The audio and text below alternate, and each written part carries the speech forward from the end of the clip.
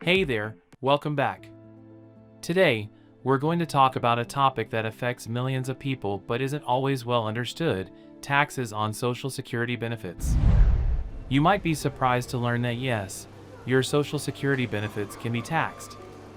And for a lot of people, that can come as a shock, especially when you've worked hard your entire life, contributing to the system, only to find out that you might have to give some of it back in taxes.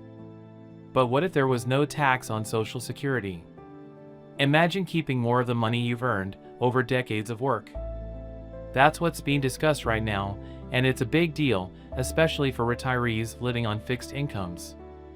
You've probably heard about this from a friend or on the news recently, but today, we'll break down what it all means, how the system currently works, and what could change. Stick around because this is something that could make a real difference for you or someone you know. So, let's start with the basics. Right now, whether or not your Social Security benefits are taxed depends on something called your combined income. This includes your wages, interest, dividends, and, yes, even part of your Social Security. If your combined income is above a certain threshold, up to 85% of your benefits could be taxable. Sounds complicated, right? And a lot of people don't realize it until they're already retired and trying to make ends meet. Now, here's the part that catches many people off guard. The thresholds that determine whether your benefits are taxed haven't been adjusted for inflation since the rules were first introduced. So more and more retirees find themselves paying taxes on benefits even though they might not consider themselves wealthy. And if you're someone who worked hard your whole life, maybe saved up a little nest egg, this can feel like a bit of a slap in the face.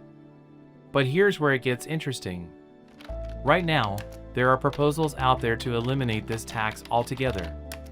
One of the biggest ideas being talked about is from former President Donald Trump, who has floated the idea of repealing taxes on Social Security benefits entirely. If that happened, it would mean that no matter what your income is, your Social Security would stay with you, untaxed. Sounds great, right? Well, like anything in government, it's a bit more complicated than that. While eliminating the tax would definitely put more money in retirees' pockets, it would also leave a big hole in Social Security's funding. The tax on benefits currently makes up about 4% of the program's revenue. That might not sound like much, but over time, it adds up. Without that revenue, Social Security could run into trouble even sooner than predicted, which means lawmakers would have to find another way to fill the gap. So then, the big question is, if we cut taxes on Social Security, how do we keep the system funded for the long term? Some proposals suggest raising taxes on higher earners, while others suggest looking for cuts elsewhere in the federal budget. But one thing is clear, something has to give. Either we tax benefits or find another source of revenue to keep Social Security afloat. And even though the idea of no taxes on Social Security is hugely popular, especially among retirees who feel squeezed by rising costs, it's not a done deal. Congress would have to pass it, and there are a lot of competing ideas about how to handle the finances of the program. Another thing to think about is how this change might affect you personally. If you're still working or planning to work in retirement, eliminating the tax on Social Security could actually make it easier for you to keep more of what you earn. Right now, as your income goes up, not only are you taxed on your wages, but more of your Social Security benefits get taxed too. It's almost like a penalty for working more. Without that tax, working retirees could keep more of their hard-earned money. But here's the other side of that coin. Some experts worry that eliminating the tax might actually encourage more people to retire earlier because they wouldn't need to rely on other sources of income as much.